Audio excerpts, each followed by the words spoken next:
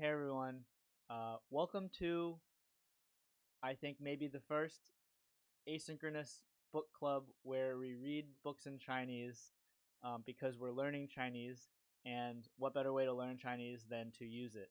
So this idea came out of my 50-day reading challenge I set for myself. Days 1 through 9, I read two books, and I realized, well, I want to change the format a little bit. I want to make these videos more inclusive, more community focused, so that other people that are also trying to read books can follow along, can join this asynchronous book club. I was talking to myself, creating these videos, telling myself and maybe the few listeners, oh, like, here's what I think of the book, here are the things that were hard for me, here are the things that were easy for me, here's where my reading speed slowed down, here's where it sped up, and why I think so, why I think that. And I realized, hey, I should just create a book club, and I'm going to read 20, 30, 40, 50 books this year, depending on how fast I can read them. I'm just going to blaze through them. Other people might not have the amount of time that I have to commit to reading, but I think if I put it on YouTube, people will be able to read at their own pace, watch each video at their own pace, and it's basically going to create. I'm basically going to create this repository of books that I've read, and I'd love if I weren't just talking into the internet void, but if people below could leave a comment, could tell me what they think of the book, where they're at in the book, what things they're struggling with, what things they find really interesting, and learn from each chapter, each book, what's working for you, what's not working for you, so that we can all eventually fall in love with reading. For me, it only took me 9 days to fall in love with reading, but it's going to take me potentially months or years to get to a speed, a comfort of reading where reading books in Chinese becomes as easy as reading books in English. So I'm hoping that one day I will reach that goal. But for right now, I'm just focusing on finding the next page turner, finding the next book I fall in love with, so that I keep reading. So right now, I'm basically going to give you an overview of what book I'm reading. And before I do that, I just want to share, if you're new to reading books in Chinese, if you don't know where to start, if you're starting from zero, I'm going to create a new video and I'm going to link it here. So if you feel a little bit lost, you're not really ready, you don't think you're ready to start reading your first book, I'm going to create a video and you can click on it here. Um, for those of you that are ready, maybe you've already read parts of a book, maybe you've already finished your first book, maybe you're just not sure where to go next. Well, I hope this can be a resource for you, because I am on my third book. The first two books were both very easy reads. They were meant to be very accessible to beginners, to intermediate learners who have maybe read a few graded readers, maybe haven't found their stride. They haven't found what kinds of books really interest them, and maybe they're a little bit you're a little intimidated about the concept of just reading a full-on native content, reading full-on native content. Well, I'm here to tell you that, you know, I was able to do it. It was intimidating. I've been learning Chinese for over a year, but I hadn't picked up a single book until just recently, just in this last 10 days. And it's been hard, but I think working through the pain at the beginning is going to has already yielded many fruits, many results, and I'm excited to continue on this path of falling in love with reading. So, this book, what is it? It's called 解忧杂货店, which translates to The Miracles of Namiya General Store. So this book, it is actually originally written in Japanese. It's from a Japanese writer, and the book is written by Ch.0 Higashino. So I'm probably not pronouncing that right because I don't speak Japanese. I don't know. But it was written in 2012 and translated into Chinese in 2014. So I'm screaming into the microphone right now because there's a lot of construction going on. So please bear with me. Um, this book shared over 10 million copies, sold over 10 million copies in China alone, according to what I read online. And basically, if you're under the age of 40, you've either heard of the book or you've actually read it. So it's a very popular book. And the premise of the book is, without giving away any spoilers, is It's three delinquents hiding in an abandoned general store, and they discover they can communicate through time via letters. People from the past write seeking advice about their troubles, and the protagonists of the book have to decide whether to help.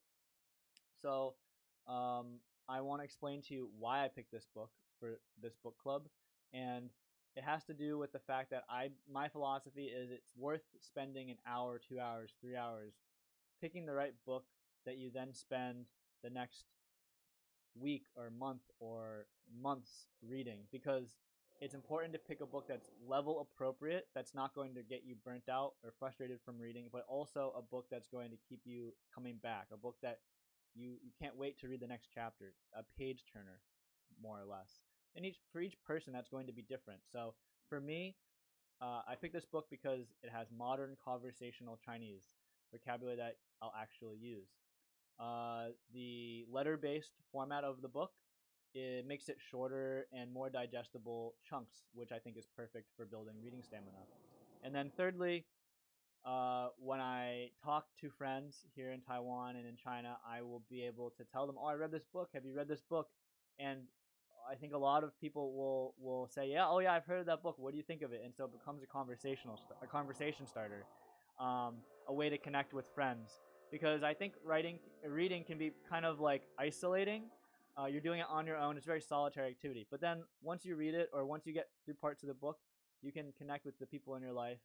And if they're people that speak Chinese, then you can start to again practice the speaking and listening aspect of Chinese as well. So for me, I think that's an important part of this, and also feeling like I'm digesting, I'm consuming a piece of culture that's very well recognized, or it's very significant. I think that's important to me versus reading random news pieces, or reading random HSK graded readers about a cat that lives in a store. I mean, like, those things are important for readers that are at a very beginner level, but at a certain point, I want to graduate into reading native content, and rather than get overwhelmed, I just chose the easiest books. This is one of the easiest books, I think. So I chose this book, and I want to get through it. It's going to take me a long time. It's going to take me a very long time to get through this book, but I want to just start.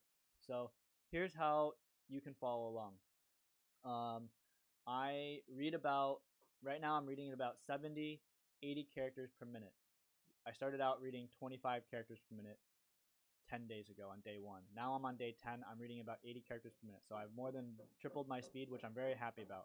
But if you're a faster reader, you can just skip ahead to the breaks where I take a 2, 3, 4, 5 minute break and share some reflections.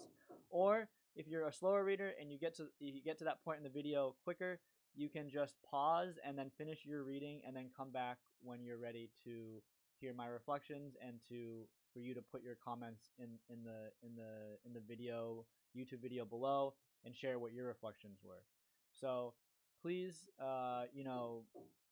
consume this however you want. If your reading speed is actually pretty similar to mine and you're looking up the same words, feel free to just follow the screen. You can see here I have the screen up, and I'm using the Ch.0 reader to click on words I don't know.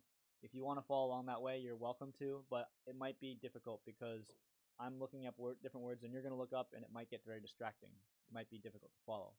So I encourage you, if you have the means and you have the interest, to go to your reading app, whatever you use, or a paper book, whatever you use, and just read it at your own pace, whatever works for you. And if you want more information on how to use this specific app, please drop a comment and I can create a video on that. Okay, so for quick cultural context, this book, this author, it's huge in China.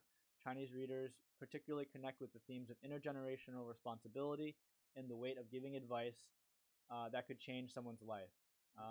And this book hit during China's rapid development, when many people felt disconnected from their past. The time-traveling letters spoke to people missing their grandparents' generation. Chinese readers call this a healing novel. And there's a warning here. You might cry. I might cry. Maybe we'll cry together. Okay, what to expect? There's 5 interconnected chapters, each focusing on a different letter, on different letter writers, and you can almost read them as short stories, but they have a brilliant connection. The first 20 pages of the book might feel slow as we adjust to the letter-based format.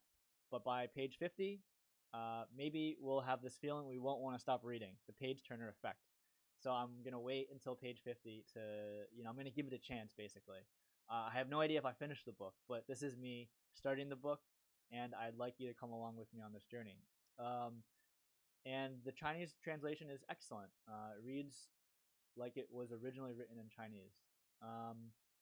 Okay, so again, let's make this a book club. And the way to make this a book club is for you to drop your comments below. Tell me your reading speed.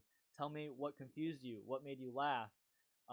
If you're using Google Translate or other translation tools on your phone, there's no shame in that. Are you using a dictionary for every sentence? That's fine. As long as you're learning, as long as you're having fun, as long as you're making progress, that's all that matters. And yes, I will make response videos addressing your questions, your observations, and your reflections on the book. And my closing here, before we get started with the actual reading, is again, there's 3 ways to participate. Read along with me, you can watch me struggle, or you can enjoy the story discussions at the breaks. And I will include at the bottom in the description, I will include the timestamps of when those breaks are, and so you can just go and click through them at your leisure if you don't want to sit through the actual reading part of these videos. And let's see. So yeah, I'm hoping this format can make it feel like for me and for you that we're reading together, even though it's asynchronous. You're not just reading alone in your apartment. I'm not just reading alone in my apartment, okay?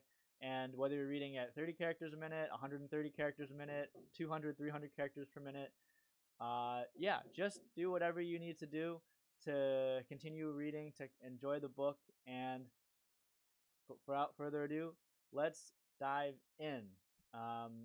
Actually, before we get to chapter 1, we're going to read chapter 0. I don't know if it's actually called chapter 0, but that's what I labeled it here in my reader here. And I actually don't know what it contains, but it's like the stuff before the actual beginning of chapter 1. So let's just dive in. I have some notes here saying that this first chapter 0 basically is around 1,200 characters. So it might take me 15 minutes to read this. I'll share whatever reflections I have, and then the next bit, chapter 1, is around almost 4,000 characters, meaning that will take me around probably, let's see, I'll do the math right here. If I read it 70 characters per minute, let's be conservative, maybe it takes me close to 50 minutes, an hour to read. So I wanna just dive in and keep with this momentum. So let's go. Let's do this. And one thing I'll say is that I'm not narrating the book because as my speed increases, it's actually bad to read out loud because the goal is to actually start to read faster than you can speak. So I don't want to build bad habits, and also I want to let you read at your own pace. So reading aloud would defeat that purpose. So yes, I will be sitting in relatively. I will be reading on my phone. I'm connected here to my computer, so you can see the screen. You can follow along. You can see what I'm doing. But I'm not gonna interrupt you every 5 seconds because that would just be counterproductive. Maybe if there's something funny, I'll laugh, or if there's something I'm surprised about, I'll like, whoa, well, I'll just like, as if you're in the room with me. But in general, I want to let you do your reading. I want to let me do my reading. The goal is to read at a fast, comfortable, at the fastest speed that's comfortable. I'm aiming for 80, 90% comprehension. I'm not aiming for 100% comprehension because I want to maintain momentum. I want to maintain speed. Okay, there's a lot of construction, so I'm just gonna start reading, and if you want to mute, feel free to mute the video. Feel free to fast forward to the timestamps that you're interested in seeing, my chapter 0 reflections, my chapter 1 reflections, that sort of thing. And then, yeah, again, any questions, please leave it in the comments because this is my first time doing this. I'm new to YouTube. I'm new to reading Chinese books. I'm new to creating a book club in a language that I'm not familiar with, on a platform I'm not familiar with. So yeah, please be kind, but also please be honest. If you have some feedback, if you have some suggestions, I love feedback. Okay, let's go. 加油.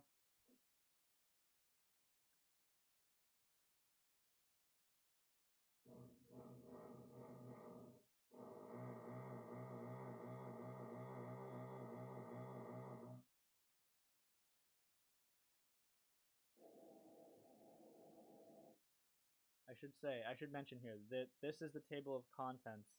So these are the 5 chapters, and I'll just kind of translate them because this is important to understand like where the book is going. So this first chapter,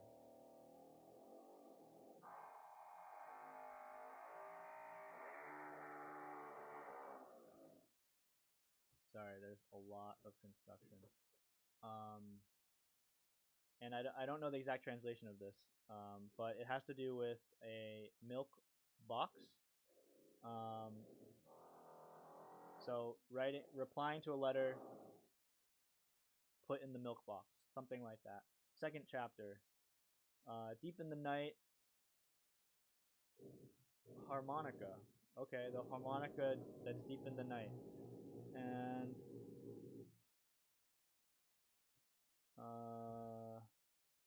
okay, wait by dawn at the civic vehicle. Fourth chapter.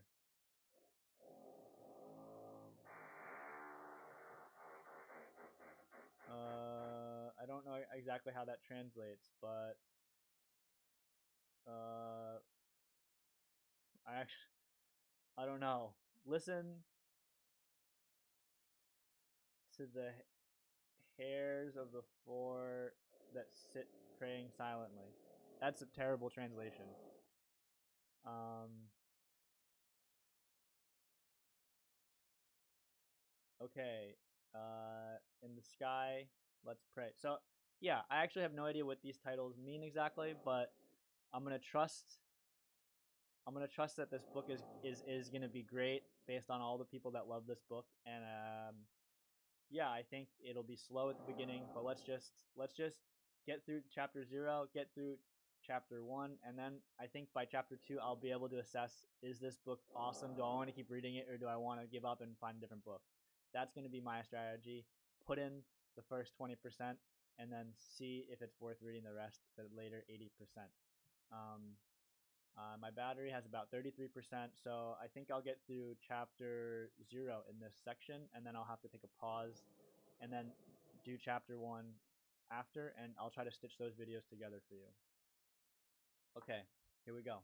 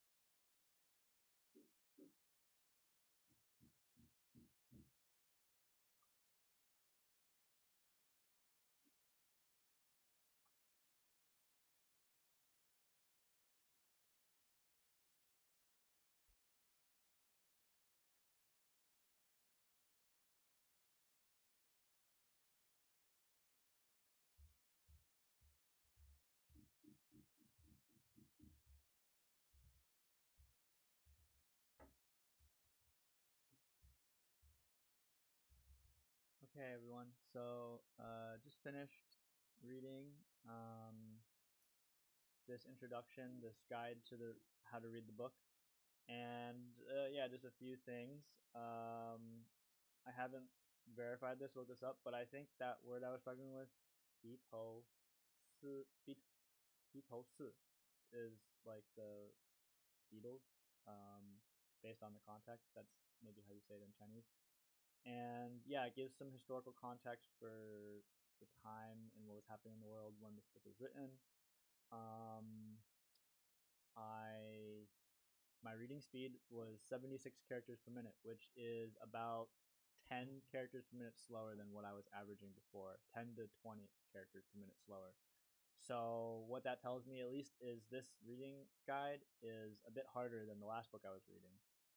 The last book I was reading was called 第一次亲密 which is one of I think the first Taiwanese internet romance novels.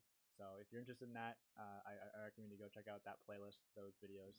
Um, so yeah, I don't know what to expect with chapter 1 and beyond, but it looks like if I look at it, it looks like there might be more difficult vocabulary in this book. But what I have found in the past is that with the first two books I've read, my reading speed increased from the beginning to the middle to the end of those books. So the first book I read was Ran Jian Bian Li Dian.